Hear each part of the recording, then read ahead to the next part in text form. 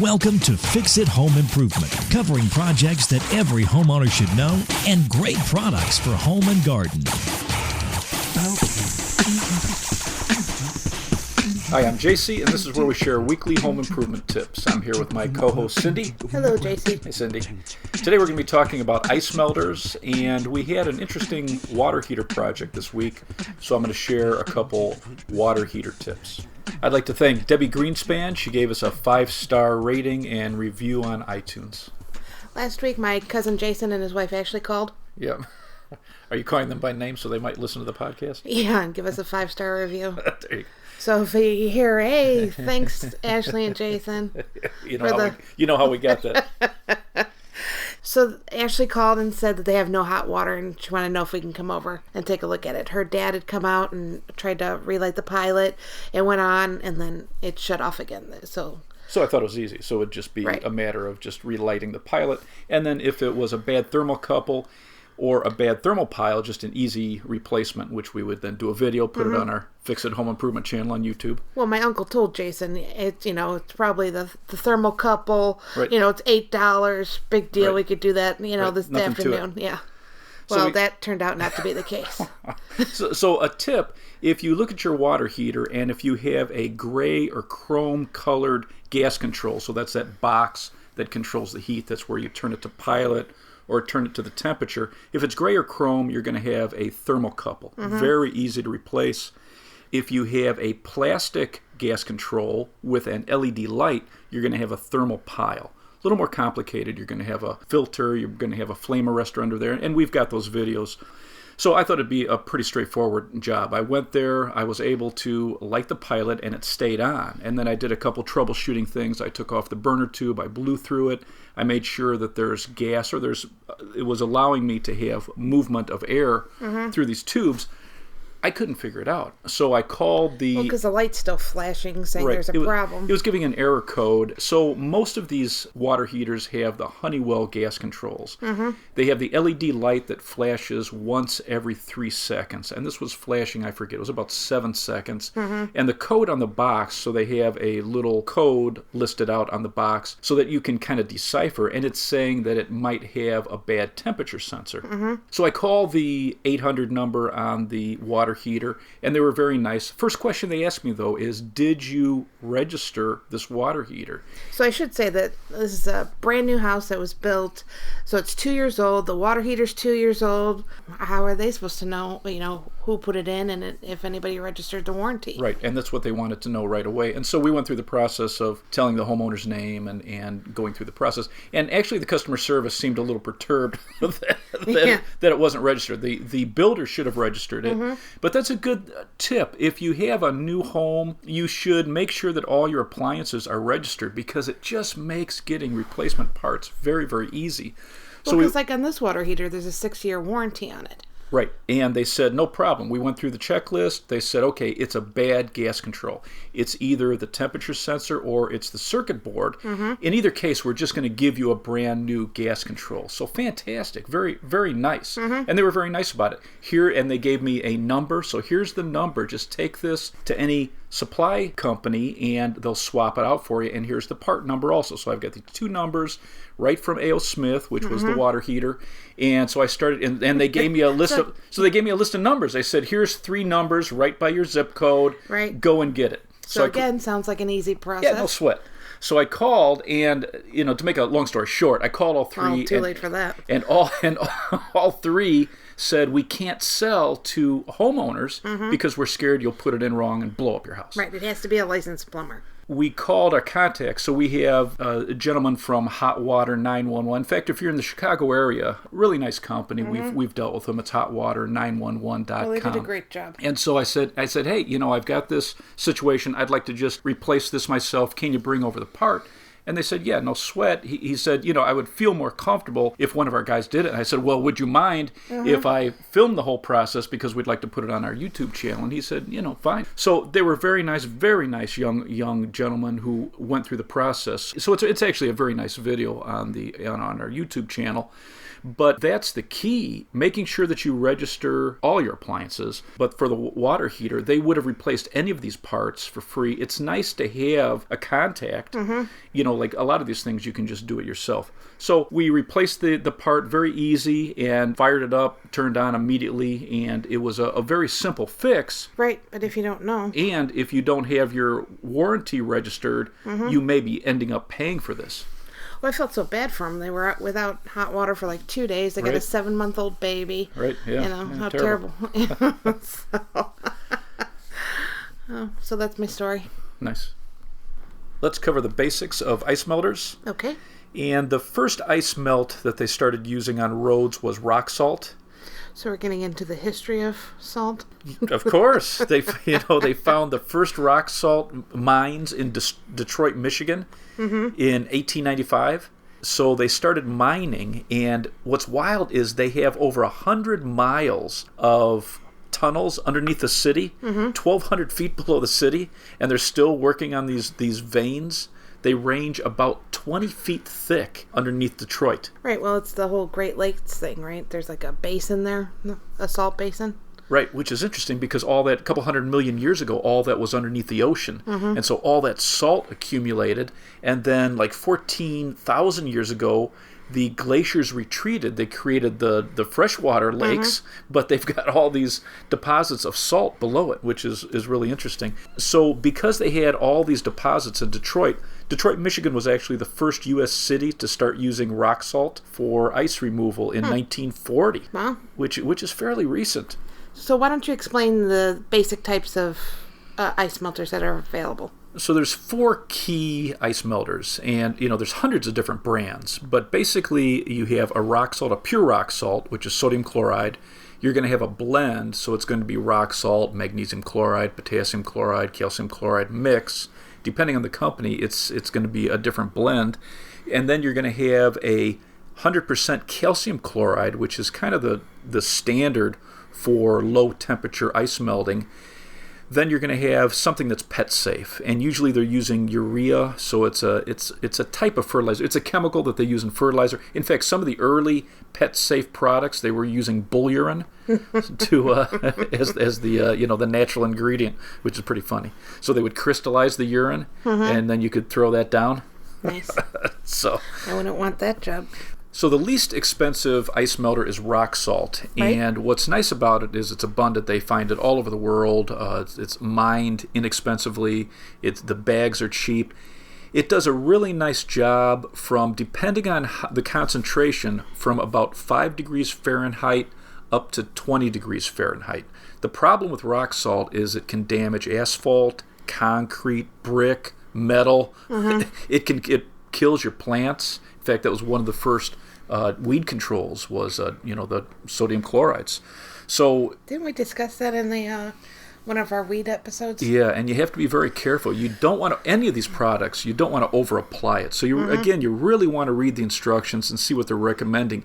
In general, if you're using rock salt, you want to use about a cup for a 3-foot by 3-foot area, and that's going to be effective to around 10 degrees above. So that's Fahrenheit. You can concentrate, you can put more down, and you can lower it down to 5 degrees. But again, you have to be careful. If you're in an area where you're worried about your concrete, one other thing with concrete, you want to make sure that any of these salts, so rock salt, potassium chloride, calcium, any of these salts, you don't want to put it on concrete if it's less than a year old. Well, you can't put it on concrete, Right, otherwise you're going to screw it up. It'll rip off the top of the surface. And then on bricks, if you have a brick driveway, it really absorbs into that too. What's interesting about wood decks is the salts, they break down the nails and the screws depending on what you've used, and also it gets into the pores of the wood, and so you've got that freeze thaw. It absorbs the salts, and then you can get black ice. So just to recapture that, is just for decks you can't put any salt on, concrete less than a year, Right. and then you should never put it on your roof. Right. Rock salt you wouldn't want to put on your roof. Right. Exactly. So rock salt bags are cheaper, and you can get a 10-pound bag, a 25-pound bag, 80-pound. I mean, they're A lot of variety. Right. So they're cheaper in price, but you're going to use more than the other blends. Right. You're going to, for this, for example, you're going to use about a cup for a 3 foot by 3 foot area. One of the other downsides with rock salt is it's going to leave a white powdery residue. So if you're walking in and tracking any of this into your house, there is a residue. So like we talked about the carpet care episode, it's nice to get your shoes off, before you come into the house, because this will leave a residue. So a couple of the most popular brands of rock salt are Safe Step and Morton's. Yeah, you'll see those in most hardware stores. And Safe Step, they have a really nice bag system, so they'll have numbers and colors on their bags. And the rock salt, they call it the Safe Step 3300. Which, for Safe Step specifically, you have to read the bag. Absolutely. So a step up from rock salt is going to be some of the blends, and there's going to be a wide variety and a wide variety of prices.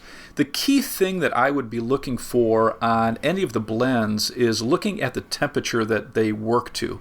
So depending on, now most of these blends, they're going to have rock salt usually as the base. Then they're going to add to that potassium chloride, magnesium chloride, calcium chloride, and depending on what they add to it, is how expensive it's going to be, and then how low of a temperature it's going to melt the ice that you have. So usually from 10 degrees above to 10 degrees below is what you're looking at. And so it's really about kind of deciding at all these ice melts. If it were me, the main thing I'm looking at is what the temperature is coming up. If you know that there's snow coming and you're worried about ice and you want to keep your sidewalks and your driveway clear, what is the temperature going to be? And I would be picking my ice melt based on that. Because if it's not going to be these 0 degree days, there's no reason to spend the money on these more expensive products. These blends, though, they do work faster than just plain rock salt, right? Yes, absolutely. And you use less as well. Right. You're usually going to use about a half a cup to 3/4 of a cup compared to a cup with just plain rock salt. Because, we always, trained at the hardware stores that for your best bang for your buck, get the blend. Sure. In most cases, here in Chicago, depending on the temperatures, some of the blends that we carried were just very economical rather than rock salt, because you had to put so much down, and you're worried about too much rock salt, and you're worried about your grass or your plants right next to your driveway also. Well, what concerns do you have with a blend? With the blends, I would always be careful of magnesium chloride. So if there's a high percentage of magnesium chloride, it's very damaging to concrete. Whereas if you have a higher concentration of calcium chloride, it has just moderate impact on concrete. So the salt trucks around here, don't they normally use a magnesium blend? Yes, that's why we have the potholes that we do. Well, that makes sense. I guess it's all a cycle of road construction here, right? Yeah, I got a great product for you for job security. Do you have any companies that you would recommend for blend? So we always carried Safe Step and Roadrunner, and they're both rated very high. Again, with the Safe Step, they have quite a variety, so you can kind of pick and choose. And then most likely any private label bags of salt are going to be a blend. Yes, and you have to be aware, because some of these are considered, and you have to be very conscious of, some of them have beautiful pictures of dogs and the environment, and they're not necessarily safer just because they have a picture of a pet on there. Which we'll get into that later with pet safe salts. So the top of the line of an ice melt is pure calcium chloride, and this will melt ice down to negative 25 degrees Fahrenheit. And what's unique about this is the pellets will actually drive straight through ice and go to the bottom, so it'll hit the driveway, and then it'll melt there, and it'll separate the ice from the driveway. So it does a really nice job of breaking the bond that ice has. So it creates like a brine, right? Exactly. And that slush then starts melting everything that it touches. So it just does a great job. And with a calcium chloride, they've got a bunch of companies. Again, we talked about Safe Step. Their calcium chloride is called Safe Step Extreme 7300. Prestone has a product called Driveway Heat. Quick Joe, and that's spelled Q-I-K, Joe. And they all do. You're not going to spell Joe? They all do a great job. And you only need a half a cup for a 3 foot by 3 foot area. So this is going to be much more expensive than rock salt. Yes. but they're smaller bags. You're not going to find any 50, 80-pound bags of this because... Right. And they have the jugs. I think that this product, for an emergency in your car, I would have one of the shovels, the little breakdown shovels for your car, and then I would have a little jug of this calcium chloride, and if you're in a tough situation, it's going to be what you need. Like we were stuck in the blizzard. The blizzard. But this is going to work the fastest. Yes, it does a great job. And the main consideration or the main point of calcium chloride is it will do its job down to 25 degrees below. How is it on concrete? It has moderate. All these are tough on concrete. This has moderate effect on concrete, so it's not as tough as magnesium chloride, and then it's better than rock salt.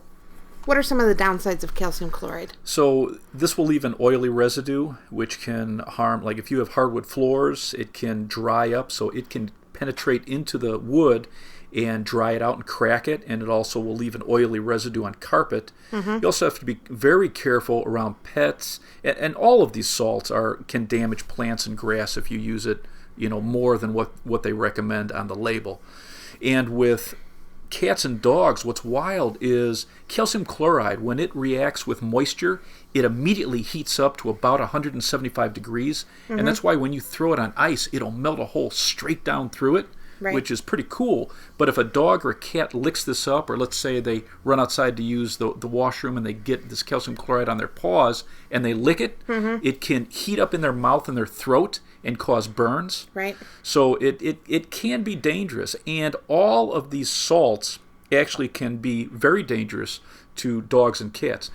A couple nice resources to have. One is ASPCA.org and PetPoisonHelpline.com.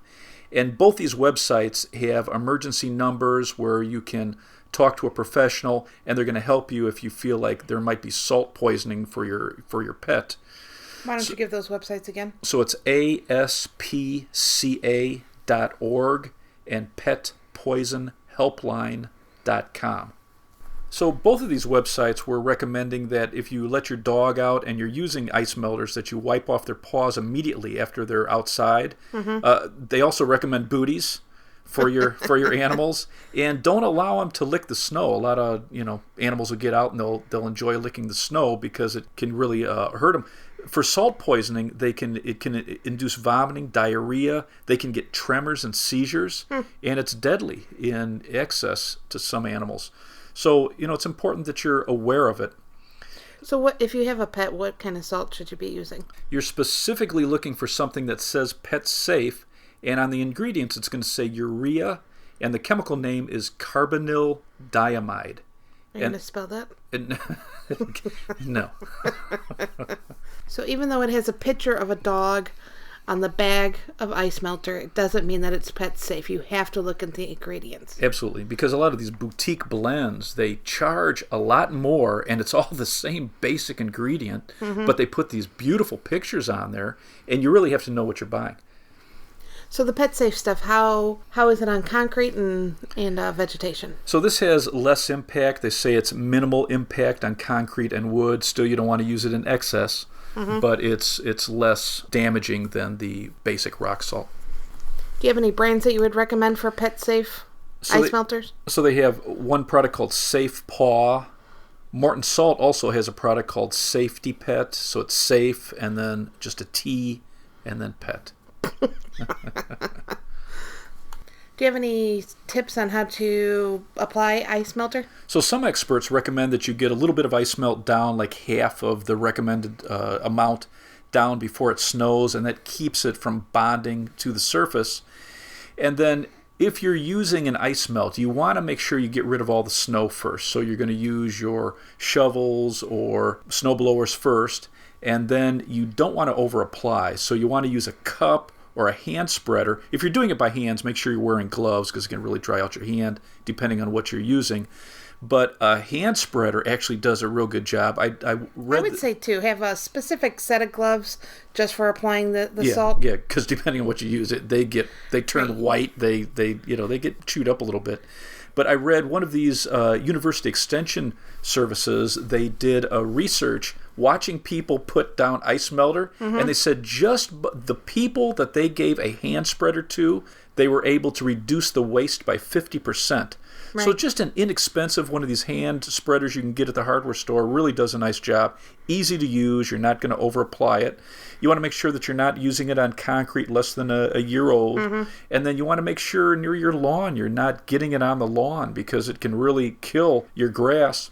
And if you do make the mistake or you're worried about the edges of your lawn where you might have runoff and like the slush that builds up, in the spring, you'd want to make sure that 3 or 4 times early in spring, you're giving that area about an inch of water. The first few weekends, you're giving it extra water so it dilutes the amount of salt that's in the soil there. I have a tip, too, is buy one of those shaker jugs. Yeah, they do a nice job. And then even if you're buying the big bags of, later in the season, you're buying a big bag of ice melter, save that jug, and then you could just dump it in there, and it's a lot easier to spread. Yeah. And then remove the slush. So if you're putting down this ice melt and it creates this slush, you want to get back out there with your shovel and you want to get that slush off of the concrete or off of your asphalt. And then what you want to do is you want to put a small amount down over this. So because you've diluted this, it can refreeze, and that freeze-thaw cycle is what can really damage concrete. It gets in the cracks and small pits and divots in your concrete, and when that freezes overnight, it can crack and slowly open up concrete. Do any of these ice melters affect blacktop? Yeah, I think the same approach you have for concrete used for asphalt because it can damage the surface of the asphalt. Moderation. Just read the instructions and use it in moderation. Because I think most people over-apply it, and then it just sits there. Absolutely. And get the slush off, too. A lot of people don't go out and do that little bit of extra, and that's really going to keep the surface from being damaged by any of these salts. One other thing you should be aware of, in many communities, the homeowner is responsible to maintain a safe sidewalk and an ice-free sidewalk. So there's sometimes, and especially if you've just moved into a new community or if you've moved from an area where you've never dealt with this before. Right. It's actually nice to call the village and see what the regulations are, because some towns have specific times with how fast you need to clear it. So there's some towns that within 4 hours of the end of a snow, you have to clear it, and then they have times too. If it's if it ends at 1 o'clock at night, you're not responsible. But during the day, if it stops snowing, you have to clear it within 4 hours. And then many communities, they want the sidewalks cleared of any ice and snow within 24 hours, or you'll get a ticket. So it's important to know. So we mentioned before that you shouldn't use rock salt on your roof. Is there anything that you should or can use on your roof? Calcium chloride is what they recommend. There's a couple companies. Roof Melt puts out a product where it's these little cubes that you can throw up on top of your roof. And what it does is it works its way down into the gutters so that you don't get an ice dam. Because what happens is during the day, your roof warms up from the attic and sun on your roof. And so this liquid is melting into the gutters, but the gutters are just this thin metal, and the cold hits it, and so that freezes in the gutter. But you keep getting this water that's coming down, so you get this buildup of ice, and then that ice can push underneath the shingles, right on the lip. It can get behind the gutter. It can push it away from the house. So you can actually get water then backing up into the house because that water has nowhere to go. Sometimes the ice builds so thick that it creates this wall, and so now the water's trying to get somewhere and it backs up into the house. So you can do damage to the wood, and now if it gets in the house, into the drywall. So these Roof Melt tablets are nice because you just throw them up on the roof. You don't have to get on a ladder, and what it does is it's putting this calcium chloride into the gutters to keep them from freezing. You can also buy those low voltage wires. If you're having a problem continuously in your house, it's probably not a bad investment. They're a little expensive, but they work on, they don't use very much electric, and they have a little sensor. So once it's, maybe around 35 degrees, they turn on, and they just put a small amount of heat in these wires, and it just keeps ice from building up in the gutters. So I saw when we were researching this that people were filling pantyhose Right, the with salt. calcium chloride and Yeah. then whipping it up there. Yeah, that's kind of cool. So kind of a do-it-yourself way to keep from an ice dam. So Which would be pretty funny to see, like your neighbors have a bunch of pantyhose on their roof. yeah. Another product I'd have would be a lock de-icer. It comes in those really small aerosol cans, so if your locks freeze on your car, you can just push it in there. Also, like your front door, if you don't have a storm door and there's an ice storm, you can use this, and it's going to keep the locks from freezing. It's actually going to dethaw them. Right? What about like around the car doors? You can use a little on the rubber insulation on your doors. You can use a little bit of silicone spray on that, and So- it does a nice job. So my mom, she had a car a while ago, and the driver's side door would freeze all the time. Okay. Like it Right. got a little bit cold and it was frozen. So she, instead of talking to me about this, she would take a running start and use her shoulder to try and jam it into the car door, and to kind of wiggle it free. And then she started carrying a screwdriver in her purse to kind of pry it open. Pry the door or like Yeah, the door. the window. Yeah, trying to pry the door open. Nice. So I'm like, way to go, Mom. Yeah. So it was funny because she was going on a plane someplace for a trip, and she still had the screwdriver in her purse. Nice, yeah. Yeah, so that got taken away. But so I told her, she mentioned this, and I was cracking up because just this vision of my mom. Right. What are our neighbors thinking? That's that great. she's taking a running start, in the middle of the lawn, jamming her shoulder into the funny. car. But I'm like, okay, Ma. So I bought her some silicone spray, and then magically, she didn't have to do that anymore. Funny. So, do you have anything else to add? So I would say those are the basics. I would, make sure that you're buying a product based on what you think the temperature is going to be. Or if you're looking for the least expensive way to do it, I would probably just buy rock salt and then a small bag of calcium chloride. And then for most applications, you're going to use the rock salt. But if it gets cold, then you can add a little bit of the calcium chloride to it and kind of create your own blend. The downside with calcium chloride is once you open that, you have to be very careful that it doesn't absorb too much moisture, because calcium chloride does an amazing job of, we talked about in the mold and mildew episode that's what they use for desiccants. It will suck up moisture out of the air. And so that's where I always use that handy camel clip, is once you open it, you tighten it down tight, use that clip on top of it so it doesn't go bad. And then make sure you use it in moderation, read the label. Once you create that slush or that brine, get that off of the driveway and then a small amount, and you'll have very good luck. So my tip would be, make sure you buy your ice melter before it snows and Smart. stock up on it, because we always had pallets and pallets of Right, ice right. melter, and before it snows nobody comes out. Right. Then it snows, big snow comes, we sell out, and it doesn't matter the price. Right. Well, it doesn't matter what size bag it is. It's all gone. You get a big enough snow, it's all gone. And you're not going to find salt anywhere. And wherever you're going, any hardware store, they have to wait until they can get it from their suppliers. So Because the it's warehouses smart. sell out, because they're yep. only going to buy a certain amount. Absolutely. And And they will not buy any more for the season, depending on the date. right, yeah, because February, it's done Right. for people purchasing salt. Yeah, so smart. Buy early. Yeah, buy early and often. I guess that wraps up this episode. If you'd like to subscribe, you can subscribe on iTunes or Stitcher. If you enjoyed it, please leave us a review. If you'd like to check out some of our home improvement videos, you can visit our YouTube channel, Fix It Home Improvement. You could subscribe to that as well. If you'd like to email us, you can email us at fixitpodcast@gmail.com. Thank you for listening. Talk to you next week.